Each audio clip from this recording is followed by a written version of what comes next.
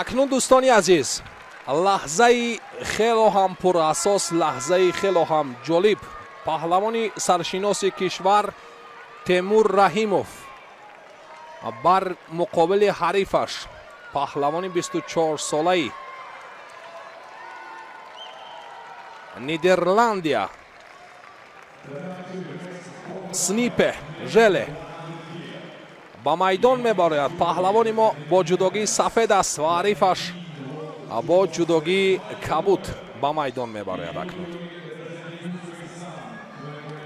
ҳоло Темур Раҳимов бо баровардани як нафаси тоза ба майдон мебарояд.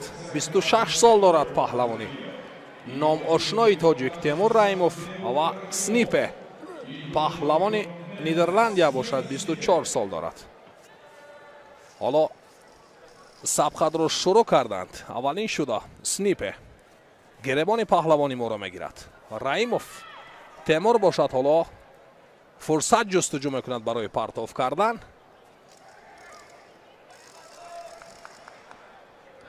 ва Снипе бошад, ҳоло дурӣ меҷӯяд аз паҳлавони мо.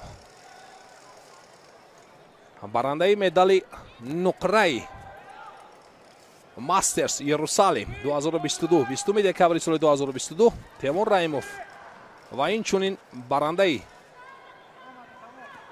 медали тиллои гранд-слами Баку 2022 4 ноябри соли 2022 Темур Раҳимов ва ҳарифаш Снипе Желе аз ҳама дастоварди шоёнаш ин гранд-слами Анталия аст. 31 марти соли 2023 дар радабанди ҷаҳон дар ҷои 19 меистад. Снипе ва паҳлавони номошнои мо бошад дар радабанди ҷаҳон дар ҷои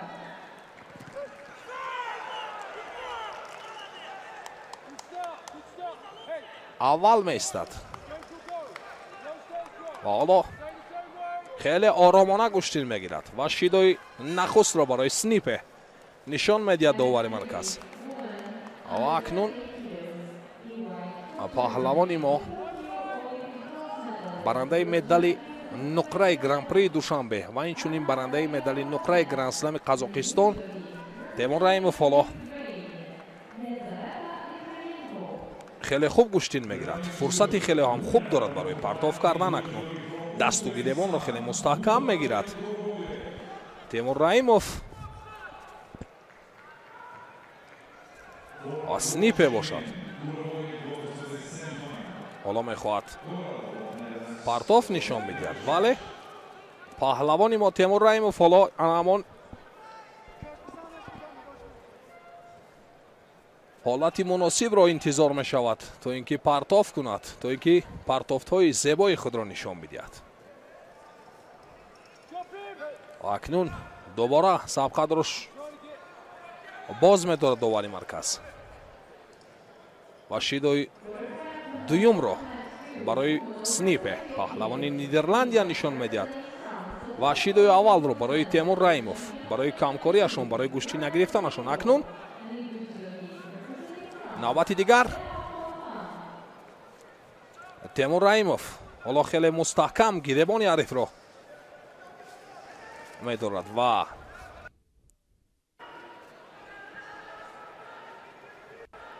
фурсат ҷустуҷӯ мекунад барои партов кардан. Снипе бошад, ҳоло хеле хуб истодагарӣ мекунад дар муқобили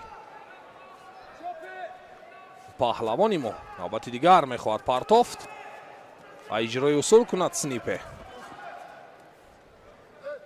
ва Темур Раҳимов бошад, ҳоло хеле оромона гӯштин мегирад.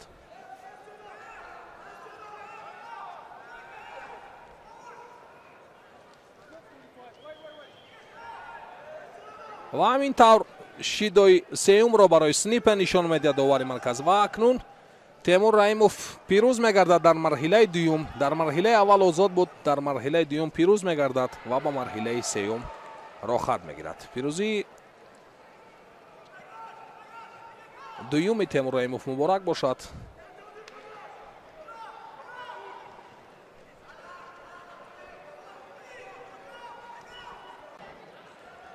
یون جگو از کشور کره جداگی کبود به بر کرده است. تیمور رحیموف باشد از تاجیکستان با جداگی سفید هنر نمایی میکند. اکنون توجه میکنیم بر رقابت دویومی تیمور رحیموف، چون در مرحله اول آزاد بود، در دور دویم نماینده کشور نیدرلند را شکست داد. همکنون بر مقابل پهلوان کره قرار گرفته است که در اولین رسش ها به هر دو به این طرز نادرست داشتند.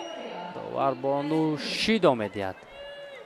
80-20 است تخمین ها برای پیروزی در این جفت، البته که به نفع تیمور رحیموف پهلوان سنگین وزن تاجیکستانی.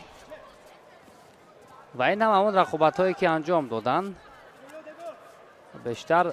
اوی حرکت بسیار خوبه داشت اینجا تیمور رحیموف و در حال امتیاز وزری را صاحب می شود. همین گونه البته فرصت های مناسب را استفاده کردن لازم است. در حال موقع را پیدا کرد تیمور و پرتاف نمود. نه البته قواش بسندگی نمی کند، با سر کیف پرتاف کند تیمور رحیموف را. یون پهلوان 26 ساله است از کشور کره و در مسابقه ماسترز باری اول شرکت میکند. نتیجه بزرگترش نشان برنجی گرندسلم پاریژ سال 2023 ماه فوریه به حساب می رود. اما در مورد تیمور رحیموف همگان خوب میدانند. پهلوان رقم 1 سیاره، سالهای اخیر البته خیلی درخشش خوب دارد پهلوان 26 ساله ما. و همکنون کم فعالی در حرکت های هر دو اینجا مشاهده کرد داور و هر دو را شید داد. اکنون خطرناکتر می شود این رقابت. باید تیمور هرچی خوبتر و بهتر حرکت نماید، چرا که با وجود آنه که امتیاز وزری دارد تیمور، یک اشتباه یا کم فعالی و برآمدن از روی گلیم با او خطر ایجاد میکند. هرچند حریف هم دو شیدات دارد، اما برای ما خوبتر است که تیمور رحیموف با مرحله نیمه نهایی رای خود را هموار کند.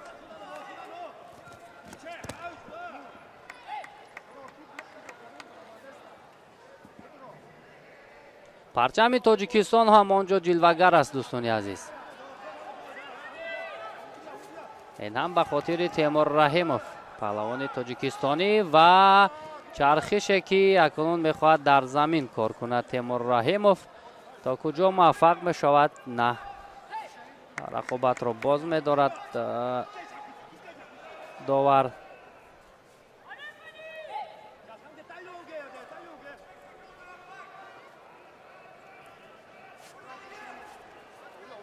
وای حالا که بیرونه رو میخواست اینجا به کار برد پهلوانی ما، اما حریف برایش فرصت نداد. وقت حالا خیلی زیاد است، هر ثانیه میتواند تقدیر رقابت را حل کند. وقت خیلی زیاد است. اگر اینجا تیمور حریف را مجبور کند که کم فعال باشد، از حمله های او گریزد، پس شیدای سیم هم به او تهدید میکند. وگرنه هرچند دقیقه ها سپری شوند، یون کوشش میکند که امتیازی که از دست داده است آن را جبران کند. ولی از جهت رفت این رقابت توجه کنیم، تیمور رحیموف هنرش خوبتر است، اما نزدیک بود که از روی گلیم برایت حرکت. حالا که درون پای را این نوبت استفاده کرد پهلوانی ما، ولی موفق شدن نتوانست. 56 ثانیه.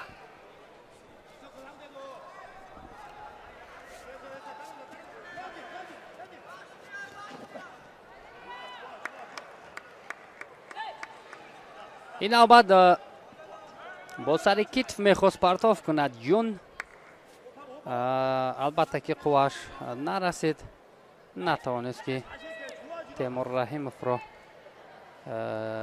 به همون طرزی که میخواست پرتاف نماید. сари остини навбат барои Темур акунун аз пасгиребон мустаҳкам дошт.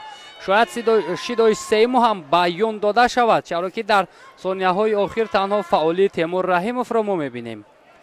аммо қазоват аз доварбону аст. ҳамин тавр барои гурехтан аз ҳамлаи Темур Раҳимов юнг шидои сеюмро мегирад ва Темур Раҳимов бошад ба марҳилаи ниманиҳои рӯи худро ҳандвор кард. бисёрам албатта дар ин рақобат аз худ як ҳунари хуб нишон дод. фаъол буд Темур Раҳимов.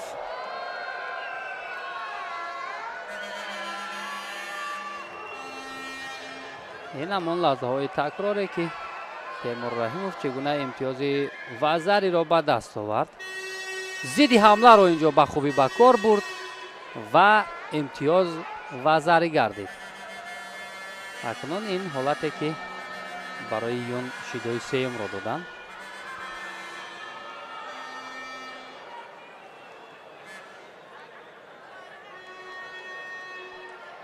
як рақобати дигар боқӣ мондааст.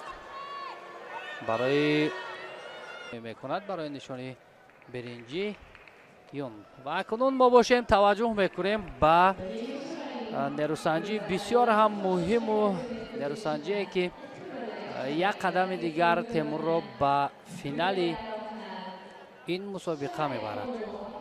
чун соли гузашта Темур Раҳимов дар финал буд, аммо аз Саито Татсуру шикаст хӯрд. ин навбат ҳам омода аст ки рӯи худро то ба финал ҳандвор кунад. Кагеура Кокоро 3 маротиба бо Темур Раҳимов вохӯрданд ки пирӯзӣ 2-1 ҷониби Кагеуро Кокоро аст дар финали чемпионати Осиё соли 2022 ва дар марҳилаи 4-1 гранд-слами Тошкент соли 2021 ва дар қаҳрамонии ҷаҳони 2023. хуб, ҳамин тавр рақобат шурӯъ мешавад. Темур Раҳимов аз Тоҷикистон ҷудогии сафед дорад. Кагеуро Кокоро бошад бо ҷудогии кабуд ҳунарнамоӣ мекунад. аз ҳамдигар чун гуфтем шинохти хеле хуб ҳам доранд ва барои Темур бисёр ҳам ин рақобати душвор хоҳад буд. Вай ҳаракати Темур хуб ҳам буд. пойзаниҳо навбат ба навбат ва дар ҳолати акнун партерӣ мехоҳад истифода кунад Темур Раҳимов, вале на. ба ҳар ҳол оғози рақобатро ҷолиб шурӯъ карданд ҳарду ва назди табибон меравад Кагеуро Кокоро ва Темур Раҳимов бошад омода аст. хуб, Темур Раҳимов, дӯстони азиз, чун медонем иштироки бозиҳои олимпӣ аст, ҳамзамон дар қаҳрамонии ҷаҳон миёни ҷавонон нишони нуқра биринҷӣ ҳам дорад. аз мастерс соли гузашта дар Ерусалим нишони нуқраро ба даст оварда буд ва дар гранд-слами Боку 2022 аз нишони тилло дошт ва 2 нишони нуқраи дигарро ҳам дар мусобиқоти гранд-слам дорад. 4 нишони биринҷӣ. яке аз дурахшонтарин ҷудокорони на танҳо Тоҷикистон, ҳамакунон солҳои охир сайёра мебошад Темур Раҳимов, ки албатта омодагиёш ҳам ба ин мусобиқа бисёр ҳам ҷиддӣ буд. дар маҷмӯъ солҳои охир ҳамон ташаббусҳое ки Федератсияи ҷудои Тоҷикистон дорад имконияти бештарро барои баргузории машқҳо, омодагиҳо ба ҷудокорони тоҷик фароҳам меорад. хуб, бармегардад Кагеура ва рақобат идома меёбад. дӯстони азиз, ёдовар мешавем ки агар Темур Раҳимов ба марҳилаи ниҳоӣ равад, рақиби марҳилаи ниҳоӣ аз дасти Темур шикаст хӯрда буд. Марти Пумалайнен аз Финляндия. шояд барои Темур ин ҳариф на чандон монеа эҷод кунад, вале гап сари он аст ки сараввал бояд ҳамин Кагеурои бо таҷрибаро аз сади рӯи худ берун кунад паҳлавони 27-солаи ҷопонро, ки қаҳрамони ҷаҳон аст дар соли 2021 дар ана ҳамин Венгрия. ҳамзамон ду нишони тиллои мусобиқаи гранд-сламро ҳам дорад. хуб, камфаъоли Кагеуро инҷо мушоҳида мешавад ва шиндои аввалро довар маҳз ба паҳлавони ҷопонӣ медиҳад. ин аз он шаҳодат медиҳад, ки то ҳамин дақиқаҳо Темур ба ҳайси рақами 1 инҷо ҳунарнамоӣ карда истодааст. аммо бибинем аз ҳамлаҳои Темур Кагеуро дар гурез аст.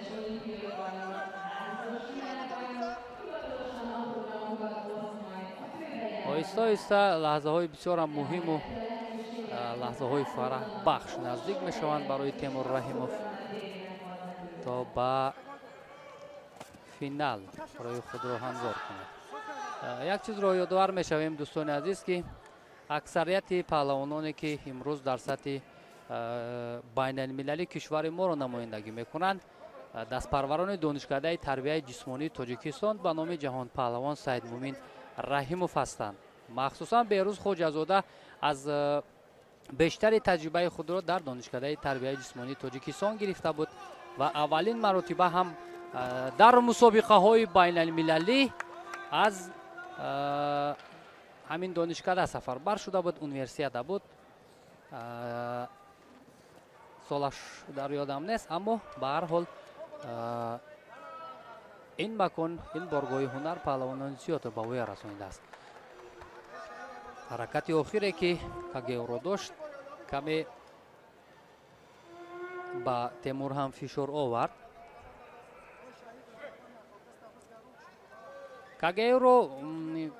Кагеура Кокоро дар мусобиқаи мастерс токунун ду нишони биринҷӣ дорад, соли 2019 ва соли 2022, ҷое ки Темур Раҳимов онҷо нишони нуқраро ба даст оварда буд. пойзанӣ аз гиребон ҳар ду ҳам мустаҳкам доштанд.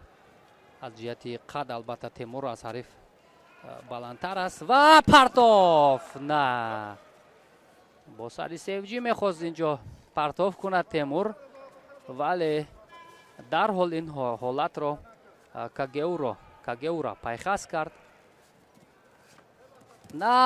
ин мавқеиятро набояд ба ҳариф гузошт. Темур аз камар мустаҳкам медорад ин паҳлавони ҷопонӣ.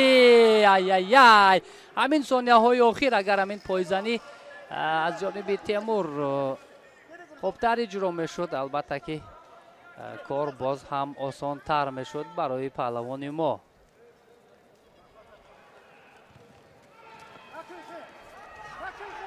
ва инҷо ҳаракате ки Темур Раҳимов дошт, албатта камфаъолии Кагеуро бар аъло эҳсос мешавад. чаро шидои дуюм нест ҳаст? албатта инро довар хеле хуб пайхас кард ва акнун ҳамин тавр бояд фишорро паҳлавони мо зиёдтар кунад, то Кагеуро маҷбур шавад ки ба иштибоҳ роҳ диҳад. сари зону нишаст, мехост Темурро партоф кунад, вале натавонист. 6 сонияи дигар то анҷоми вақти асосӣ боқӣ мондааст ва амоно албатта рақобат идома мекунад ва кор ба Голденско меравад. дар Голденско албатта бештар паҳлавони ҷопонӣ муваффақ шудааст. 71 бар 56 аст.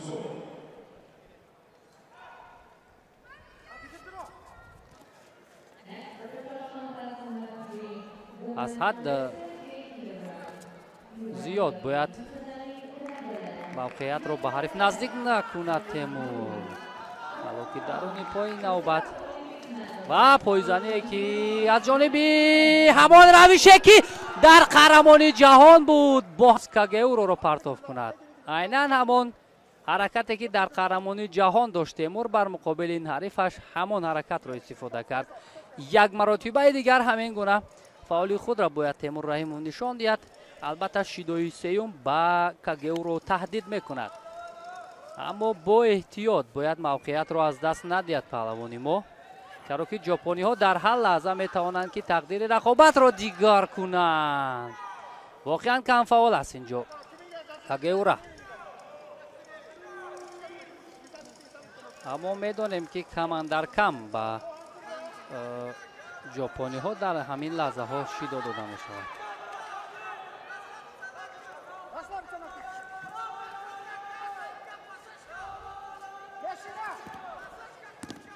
وای وای وای. ببینید مربی تیمور چگونه پای برد. هنوز در حالت قپیدن بود. کاگئورا که مربی تیمور اشاره کرد که میشیند بر زمین بعد پرتاب میکند. الکی حرکت های کاگئورا را خیلی خوب آموخته است سهراب رحیموف و توصیه میدهد به تیمور زود زود که چگونه باید این رقابت را ادامه دهد. کمی خسته هم شد تیمور ولی باقی نیست. اینجا موقعیت ها رو خیلی خوب اشغال میکند تیمور ولی نقطه نهایی چندان خوب اجرا نمی شود. حالا که درون پای بیرون پای سر کتف نوبت به نوبت استفاده میکند ولی نه. آیای متاسفانه این حرکتی که پهلوان ژاپنی داشت باز همون سر زانو نشسته پرتاب کرد که قبلا هم مربی تیمور اشاره کرد که میشیند در زمین بعد پرتاب میکند. خوشبختانه این حالت برای تیمور پشت سر شد ولی با خوبی باید احساس کند تیمور که اصول دوست داشته همین پهلوان ژاپنی سر زانو نشسته پرتاب کردن است. کم فاولی البته در حرکت های کاگئورا در این ثانیه آخر مشاهده شد. خیلی خسته هم گردیده است دیگر از جای به زودی بر نمیخیزد. یک حالت دیگر رو هم اگر تیمور استفاده کند بسیار هم قلای می شود. در حالت داشتن هر دو اگر حرکت نکنند به هر دو شیدو دیند پس تیمور اینجا موفق بشود ولی نه در حالت پارتری نباید بر مقابل این پهلوان ژاپنی حرکت کند تیمور چرا که در حالت پارتری البته یا که در زمین هنر کاگئورا بیشتر است. بله اشاره میکند سهراب رحیموف که اول تیمور را اشاره میکند که تو اول از آیای پایزانی اش خوب بود ولی نزدیک بود که خود زدی حمله قرار بگیرد تیمور.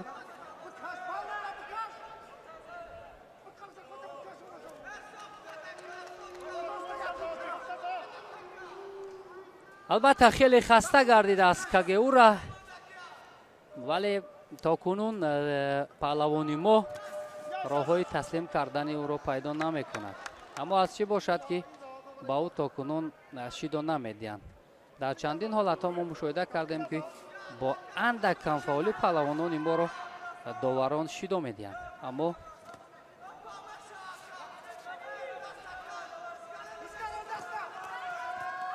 سرزانو بسیارتر می نشیند کاگئورا. از همین حالت باید تیمور احتیاط کند. دیگر یک بله همین حالت رو گشته و برگشته استفاده می کند.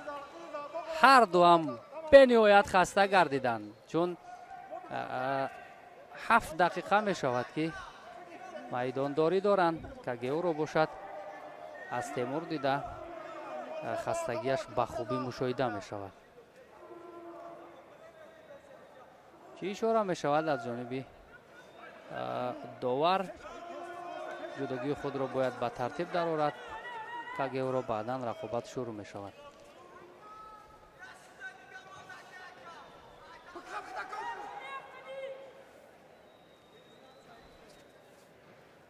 از همدیگر اکنون در دقیقه های طلایی حراس دارند هر دو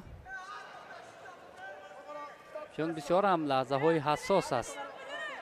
غالب به فینال می رود برای نشان طلا مبارزه می برد. تیمور شیدو ندارد кагеуро бошад. аллакай 2 маротиба муҷозот шуд. ӯро маҷбур кунад ки ақибнишинӣ кунад, пас метавонад ки бо ҳамин восита ҳам ҳарифро шикаст диҳад. На, наздик шиданд, вале тавонист билохира бо имтиёзи ипон кагеура кокороро таслим кунад Темур Раҳимов ва бори дуюм пай ҳам ба финали мусобиқаи мастерс равад. воқеан ҳам арзанда ҳунарнамоӣ кард Темур, ба таври шоиста ҳунарнамоӣ кард. эҳсос кард ки тамоми мардуми Тоҷикистон ҳамин лаҳзаҳои бисёр муҳимро тамошо доранд. барои ин миллат, барои тамоми дӯстдорони ҷудои кишвар акнун як натиҷаи хуби дигарро мо интизор ҳастем. аллакай мо аз ин мусобиқа як нишони нуқра гирифтем. Беҳрӯз Хоҷазода ва мунтазир ҳастем ки Темур Раҳимов ҳамин нуқраро тиллоӣ мекунад. акнун Темур Раҳимов бо Марти Пумалайнен аз Финляндия мубориза мебарад ки чун гуфтем ин ҳарифашро шикаст дода буд дар яке аз мусобиқаҳо. шояд акнун барои Темур осонтар ҳам бошад. ҳамин ҷопонӣ барои Темур душвор буд, вале инро ҳам паси сар кард.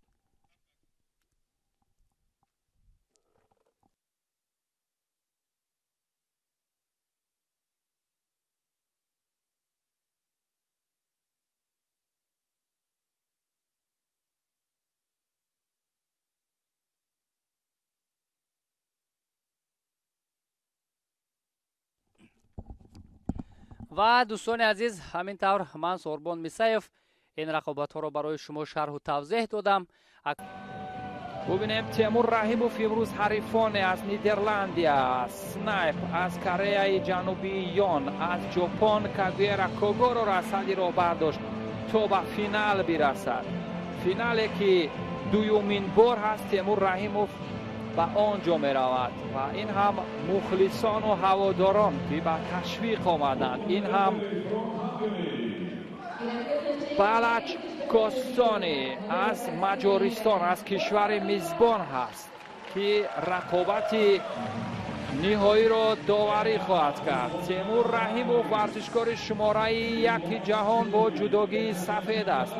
Темур Раҳимов ки соли гузашта медали нуқраи ин мусобиқоти бонуфузро гирифта буд. ин ҳам мухлисони тоҷик ки дар маҳалли баргузории мусобиқот ба ташвиқи Темур Раҳимов баромаданд. Темур Раҳимов 110 рақобат дар корнома дорад, 69 пирӯзӣ дорад ва ин ҳам ҳамоварди Темур Раҳимов, ҳарифи Темур Раҳимов. Марти Пумалайнен варзишгари 26 сола ҳаст, аҳли Финляндия ва ӯ дар корнома 51 рақобат дорад ки 25 маротиба пирӯз шудааст ки 49% ташкил медиҳад. Темур Раҳимов дар рейтинг феълан шумораи 1 аст. ҳамакнун агар пирӯз шавад 1800 имтиёзи дигар хоҳад гирифт ва ба ин тартиб мавқеаш устувортар хоҳад шуд. Темур Раҳимов 3 маротиба дар баробари ҳамин ҳарифаш дастболо шудааст. шинохти бисёр хуб дорад аз ин ҳарифаш ва бубинем оё таҷрибаи гузашта ин бор ҳам дарсе барояш хоҳад шуд ва оё тавонмандии онро дорад ки аз ҳамон равишҳои қаблӣ дар баробари Пумалайнен истифода кунад. самти чапи Темур Раҳимов бисёр хатарнок хоҳад буд, бисёр муваффақиятомез барои Темур Раҳимов хоҳад буд, чун усулҳои мавриди назарро ба ҳамин самт бисёр хубтар иҷро мекунад ва пойзаниҳои бисёр хубам ба ҳамин самт дорад ва ба ин тартиб усули чанг задан ба дохили пои ҳариф ҳам бисёр моҳирона хоҳад буд. ҳамин шевае ки дар марҳалаи ниманиҳоӣ дар баробари Кагуера Когоро карда буд чанд маротиба ва он боис шуд ки Кагуеро 2 шидо бигирад ва сеюм шидоро доварон хеле дер дода буданд, вале бо ин вуҷуд Темур Раҳимов иҷрои усул кард ва бо имтиёзи комили ипон баранда шуда буд ва ин бор ҳам варзишгари шумораи 1 дунё майли иҷрои ҳамон усулҳои саропоро дорад ва партофте ки дар мадди назари Пумалайнен буд бенатиҷа. Темур Раҳимов از زمره موفق ترین ورزشگران در تاریخ جودوی کشور طی چند سال اخیر به شمار می رود و اگر در همین مسابقات ماسترز یا ستاره های دنیای جودو به نشان طلا برسد، پس امید برای گرفتن مدال در مسابقات بازی های المپیک پاریژ هم خواهد بود. چون اگر مشاهده کرده باشید امروز قریب تمام ستاره های دنیای جودو در مسابقات ماسترز حضور داشتند و به همین ترتیب هست که مجازاً این مسابقات را مسابقات ستاره های دنیای جودو میگویند. اگرچه بعضی ستاره نباشند ولی اسطوره هستند، در کشور خود داستان آفری کردند، تاریخ سازی کردند. موقعیت برای تیمور رحیموف و راه گریز، مارتی پومالاینن راه فرار از حمله های تیمور رحیموف را بیشتر کار میگیرد. یک ورود و داور رقابت را منع میکند با دلیل کمکاری با ورزشگر فنلاندیا و همچنین با تیمور رحیموف یک شیدو. گمان میکنم تیمور در اینجا کمکار نبود، اما داور این را به قید گرفت.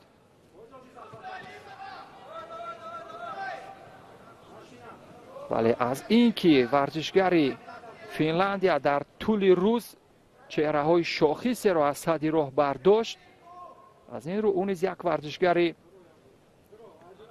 ماهر خواهد بود. ولی از تیمور رحیموف که 3 مراتب شکست خورده است چشمی ترس دارد. ورود و این هم حمله که صورت میگیرد یک وزری برای پومالاینن. امروز این کار را کرده بود چند مراتب، اما ما امیدوار هستیم که تیمور رحیموف جواب میگرداند. پومالاینن در رقابت های گذشته بسیار ساده از تیمور رحیموف شکست خورده بود، ولی امروز به نظر می رسد که خیلی آماده است و پخته و اینجا حاضر شده. تیمور رحیموف اکنون 1 دقیقه گذشته باقی مانده را فقط با حمله اجرای اصول، یک پایزنی ماهرانه، 51 ثانیه دیگر. ببینید که 52 ثانیه بود، باید توقف میشد در ثانیه سنج، اما فرصت هست. به هر حال امیدوار هستیم فرصت هست. تیمور رحیموف موقعیت راه فرار را میبینیم که پومالاینن بیشتر، ولی یک بار دیگر زیدی حمله میکند. آخرین بار در گرند اسلم باکو بود که تیمور رحیموف در برابر همین حریفش دست بالا شد با یک امتیاز کامل ایپون. 31 ثانیه دیگر تا پایان وقت اساسی. فقط به خط حمله یا هجوم توجه میکند تیمور رحیموف. ببینید چگونه راه فرار را میجوید. ثانیه های پایانی وقت اساسی، فقط هجوم و این هم یک حرکاتی جذاب. 10 ثانیه دیگر تا پایان وقت اساسی و پومالاینن باید شیدو میدادند، اما اینجا توقف است. تیمور رحیموف یک حرکت جذاب دیگر. ثانیه های پایانی وقت اساسی، یک ورود دیگر. تیمور رحیموف که خیلی خسته است دیگر نتوانست که در یک رقابت بسیار حساس با هیجان و با اهمیت یک مدال طلای با ارزش را به دست بیارد. در این رقابت مدال طلا از مشت تیمور رحیموف درآمد، اما چه علاج؟ ورزش است. با این وجود تیمور رحیموف از این رقابت ها، از مسابقات ماسترز مدال نقره میگیرد و همچنین 1650 امتیاز. ولی ببینید چگونه گردش ایام به کام این ورزشگر می شود که 3 بار از تیمور رحیموف شکست خورده است، ولی در اینجا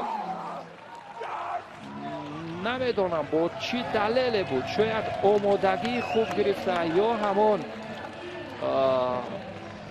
عامل های یا همون داروهایی که نیروبخش هستند شاید استفاده کرده باشد و در این رقابت ها ببینید زالاشویلی رو از صدر راه برداشته بود و همچنین در نیمه نهایی تاتسورو رو از صدر راه برداشته بود، ولی در نهایت در فینال تیمور رحیموف رو شکست داد. 3 مرتبه در رقابت های گذشته از تیمور رحیموف شکست خورده است، ولی این بار بخت برایش خندید. آنچنان که گفتم ورزش دوستان عزیز در 99% قریب که پیشداوری ها اتفاق نمیافتند یا پیشگویی ها اتفاق نمیافتند. در 3 رقابت گذشته با تیمور رحیموف ناکام شده بود. در گرند اسلم ابوظبی برای مدال برنجی در مدت 2 دقیقه و 36 ثانیه از تیمور رحیموف شکست خورده بود. در گرند اسلم باکو هم با امتیازی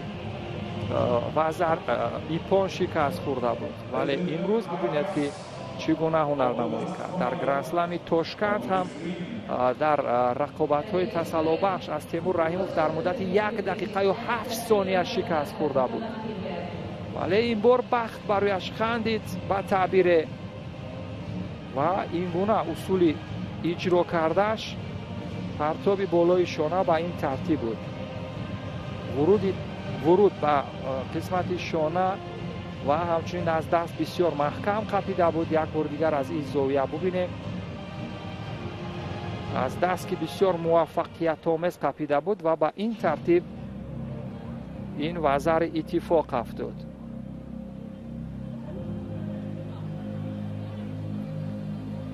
اما چی علاج دوستان عزیز، به هر حال ورزش است، بدون برد و باخت را تصور کردن غیر امکان است. تیمور رحیموف و همچنین بهروز خواجه‌زاده در این رقابت های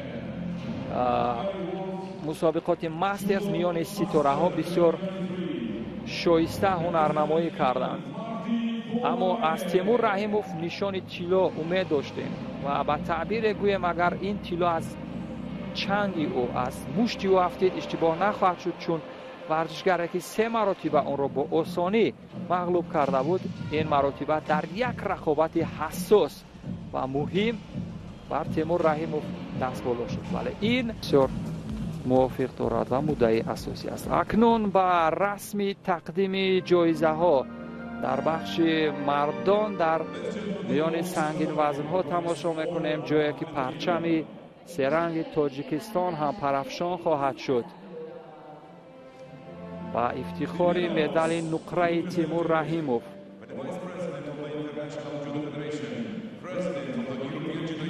و نایب پرزیدنت فدراسیون جهانی جودو این هم لازلو توت از مجارستان مدال ها را و غالبان سنگین وزن ها تقدیم خواهد کرد. باور میشم که گیلا زالاشویلی ورزشگر گرجستان مدال برنجی گرفت. تاتسورو سایتو از ژاپن مدال برنجی دوم رو به گردن آورد و همکنون ورزشکار شماره 1 دنیا تیمور رحیموف ورزشگر ناماشنای تاجیک مدال نقره رو به گردن می آویزد و 1650 امتیاز هم از این رقابت ها به دست می برد. اما مارچی پومالاینن ورزشگر فنلاندیا که در طول روز بسیار آماده به نظر می رسید در فینال بر تیمور رحیموف دستی بالایی را داشت و